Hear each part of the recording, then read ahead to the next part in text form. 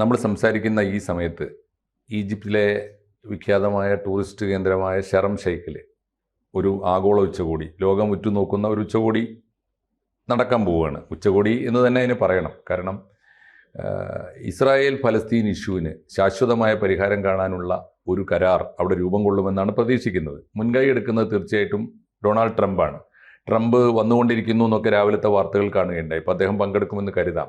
Egyptian president ട്രംപും ഒരുമിച്ച് അധ്യക്ഷത വഹിക്കുന്ന യോഗമാണ്. യൂറോപ്യൻ യൂണിയൻ്റെ മിക്ക നേതാക്കളുണ്ട്. യൂറോപ്യൻ യൂണിയൻ്റെ പ്രസിഡന്റ് ഉൾപ്പെടെയുള്ളവർ പങ്കെടുക്കുന്നുണ്ട്. അറബ് രാജ്യങ്ങളുടെയും പ്രതിനിധികളൊക്കെ പങ്കെടുക്കും എന്ന് കരുതുന്നു.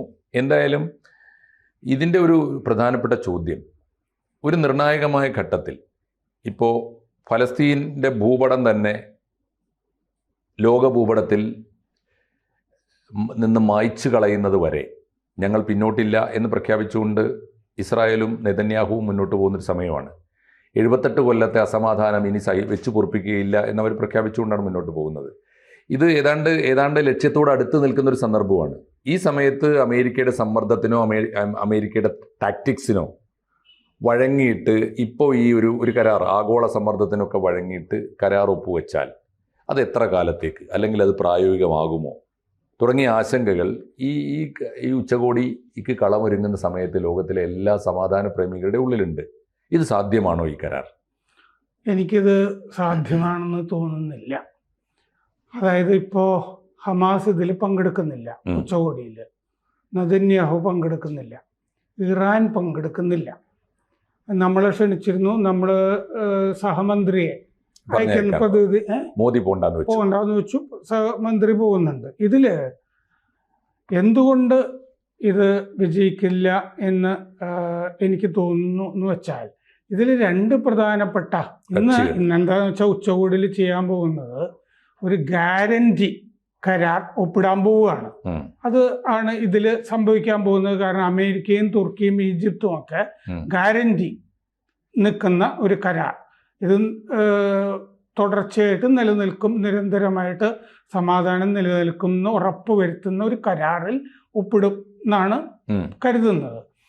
പക്ഷേ ഇതിൽ ഹമാസ് അത്ര പോസിറ്റീവാണ് എന്ന് കരുതാൻ ന്യായമില്ല. എന്താണെന്ന് വെച്ച് കഴിഞ്ഞാൽ, ഹമാസിൻ്റെ പൊളിറ്റ് ബ്യൂറോ അംഗം, ഈ CPM-നും ഹമാസിനുമാണല്ലോ പൊളിറ്റ് ബ്യൂറോ ഉള്ളത്. അപ്പോൾ ഹമാസിൻ്റെ പൊളിറ്റ് ബ്യൂറോ അംഗം ഹൊസാം ബദ്രാൻ പറഞ്ഞിരിക്കുന്നു,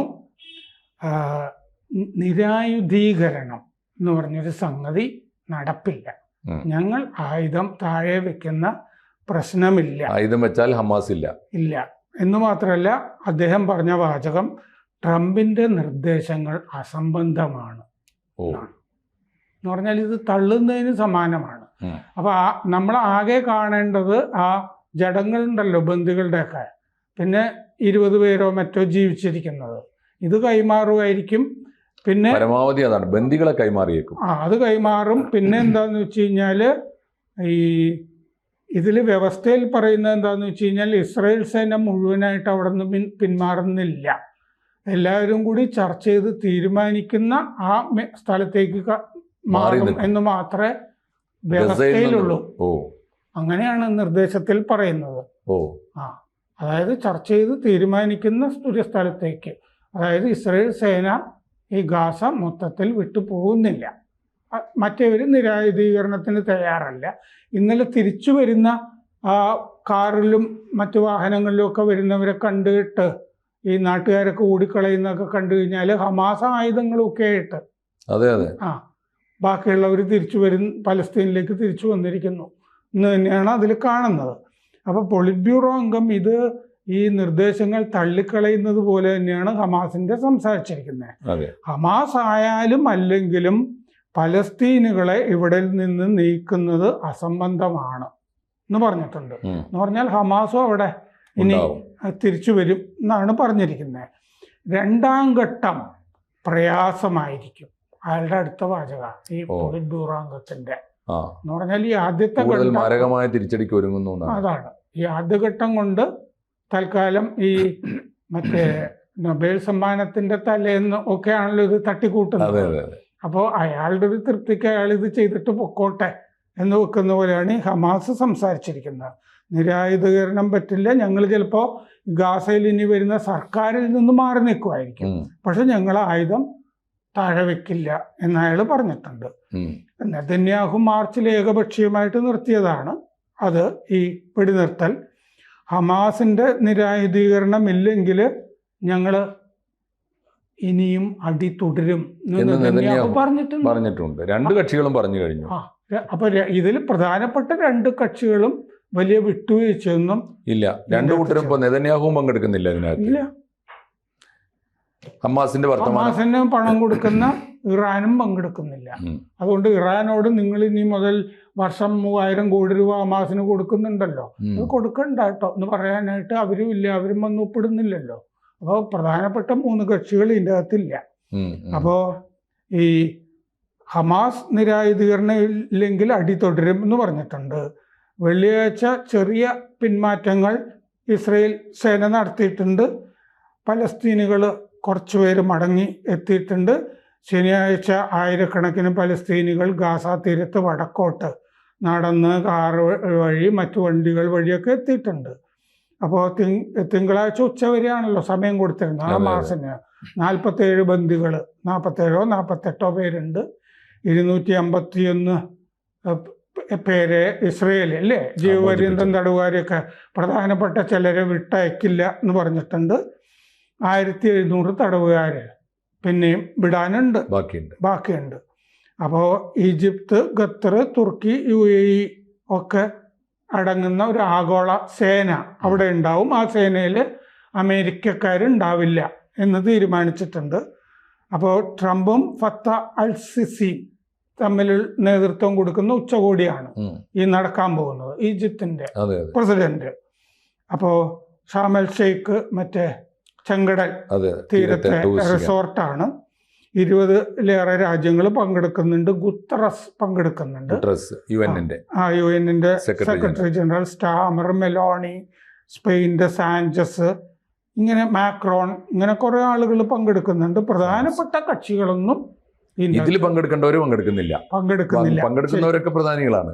മാത്രമല്ല ശനിയാഴ്ച അവിടെ ഖത്തറിന്റെ 3 നയതന്ത്രജ്ഞര് അപകടത്തിൽ കൊല്ലപ്പെട്ടിരുന്നു. ഈ കേന്ദ്രത്തിൽ ശരം ഷെയ്ഖിലോ അപകടമാണോ അതാണ് അതിന്റെ കൂടുതൽ ഡീറ്റെയിൽസ് വന്നിട്ടില്ല. 3 ഖത്തർ നയതന്ത്രജ്ഞര് അവിടെ കൊല്ലപ്പെട്ടു. 2 പേർക്ക് പരിക്കേറ്റിട്ടുണ്ട്. അങ്ങനെ ഒരു സംഭവം നടന്നിട്ടുണ്ട്. അത് വലിയൊരു ആഗോള ശ്രദ്ധയിൽ വന്നിട്ടില്ല എന്ന് മാത്രമേ ഉള്ളൂ. അത് ശ്രദ്ധിക്കേണ്ട ഒരു സംഭവമാണ്. അപ്പോൾ ഈജിപ്ത്, ഖത്തർ, തുർക്കി, സ്റ്റീവ് വിറ്റ്കോഫും കുഷ്ണറും അമേരിക്കയുടെ മറ്റേ പ്രസിഡന്റിന്റെ മകളുടെ ഭർത്താവാണ് കുഷ്ണർ, ജൂതനാണ്. ഇവരെല്ലാം കൂടി സ്റ്റീവ് വിറ്റ്കോഫും കുഷ്ണറും കൂടിയൊക്കെ തട്ടിക്കൂട്ടി ഈജിപ്തും ഖത്തറും തുർക്കിയും എല്ലാം കൂടി ചേർന്നുണ്ടാക്കുന്നതാണ്. ട്രംപിന്റെ ഒരു ഇമേജ് ബിൽഡിംഗ് പ്രോഗ്രാം എന്നേ ഇപ്പോ അതിന് പറയാനുള്ളൂ. ഇത് നിലനിൽക്കും തോന്നുന്നില്ല. 2 തരത്തിലും നിൽക്കുമെന്ന് തോന്നുന്നില്ല. കാരണം എന്താ വെച്ചാൽ, ഒന്ന് ഇതിൽ ബന്ധപ്പെട്ട കക്ഷികൾ നേരിട്ട് പങ്കെടുക്കുന്നില്ല. അവരുടെ ബാക്കിങ്ങിലുള്ളവർ ഇപ്പോൾ അമേരിക്ക ഒഴികെ മറ്റാരും പങ്കെടുക്കുന്നില്ല. വേറെ ഒന്ന്, ഞാൻ തുടക്കത്തിൽ പറഞ്ഞൊരു പ്രശ്നം എൻ്റെ മുമ്പിൽ നിലനിൽക്കുന്നുണ്ട്. ഇനിയും ഈ ഒരു പ്രശ്നം ഫിനിഷ് ദ ജോബ് എന്നാണോ അവരുടെ മുദ്രാവാക്യം, ഇസ്രായേലിൻ്റെ മുദ്രാവാക്യം. ആരൊക്കെ പറഞ്ഞാലും, UN പറഞ്ഞിട്ടും അമേരിക്ക പറഞ്ഞിട്ടും കേൾക്കാത്തത്, ഇനിയിപ്പോൾ ഒരു ആഗോള കരാർ പോലെ ഒരു കരാറുണ്ടാക്കി വെച്ചതുകൊണ്ട് ഇസ്രായേലിന് കേൾക്കാനാകുമോ? കാരണം എങ്ങനെയാണ് ആ രാജ്യത്തിന് ഇനി സഹിക്കാനാവുക എന്നുള്ള ചോദ്യം ലോകത്തിൻ്റെ മുമ്പിൽ തന്നെയുണ്ട്. അറബ് രാജ്യങ്ങളുടെ മനസാക്ഷിക്ക് മുമ്പിൽ ഈ ചോദ്യമുണ്ട്. അറബ് രാജ്യങ്ങൾ അതുകൊണ്ടാണ് പ്രത്യക്ഷത്തിൽ ഒന്നാമത് ഈ ഗാസയിൽ ഇസ്രയേൽ ഇടപെടുമ്പോൾ തന്നെ അവിടുത്തെ UN സംവിധാനങ്ങളെ ഒന്നും ഇസ്രയേൽ മൈൻഡ് ചെയ്തിരുന്നില്ല. അവര് മറ്റേ സിറിയയിലും അവിടെ ഒരു സംയുക്ത സേന ഉണ്ടായിരുന്നല്ലോ, രാജ്യാന്തര സേന. ആ സേനയും സിറിയ ആക്രമിക്കുമ്പോൾ ഇസ്രയേൽ മൈൻഡ് ചെയ്തിരുന്നോ? ഇല്ല. അതൊന്നും ഇനി ഇവിടെ ഒരു രാജ്യാന്തര സേന വന്നാലും ശ്രദ്ധിക്കാൻ പോകുന്നില്ല, അവർ പരിഗണിക്കാനേ പോകുന്നില്ല. ഇതൊരു പ്രഹസനമാവാനാണ് സാധ്യത. പിന്നെ ട്രംപ് നോബൽ പ്രൈസ് ലക്ഷ്യം വെച്ചാണ് ഇങ്ങനെ നിർദ്ദേശം വെച്ചത്. ഇപ്പോൾ അതും ഏതാണ്ട് വെള്ളത്തിലായി കഴിഞ്ഞു. പക്ഷെ ഫെബ്രുവരി 2-ാം തീയതിക്ക് മുമ്പേ നാമനിർദ്ദേശമൊക്കെ തീർന്നതാണല്ലേ. അങ്ങനെ ഈ ഊഴത്തില് അധികാരത്തിൽ ഇത്തിരി താമസിയാതെ അതിന്റെ അവസാന തീയതിയൊക്കെ കഴിഞ്ഞിരുന്നു. അപ്പൊ അത് മാത്രമല്ല, അതിന്റെ ഇടയ്ക്ക് അങ്ങനെ ഇറാനിൽ കൊണ്ടുപോയി ബോംബൊക്കെ ഇട്ടില്ലേ. ലോക സമാധാനത്തിന് വേണ്ടി ബോംബ്. എന്തായാലും ഇത് എനിക്ക് തോന്നുന്നില്ല നമ്മുടെ ഈ ട്രംപ് മുൻകൈ എടുത്ത് നടത്തുന്ന ലോകത്തിലെ പൊറാട്ട് നാടകങ്ങൾ ഒന്നായിട്ട് ഈ ശരം ഷെയ്ഖ് ഇവൻറ്റും പരിണമിക്കാനാണ് സാധ്യത. യാതൊരു റിസൾട്ടും അത് ലോകത്തിന് ഡെലിവർ ചെയ്യും എന്ന് നമുക്ക് പ്രതീക്ഷിക്കാൻ വയ്യ. കൂടുതൽ വാർത്തകളും വിശേഷങ്ങളും നിങ്ങളിലേക്ക് എത്താൻ ABC മലയാളം സബ്സ്ക്രൈബ് ചെയ്യുക, ബെൽബട്ടനും അമർത്തുക.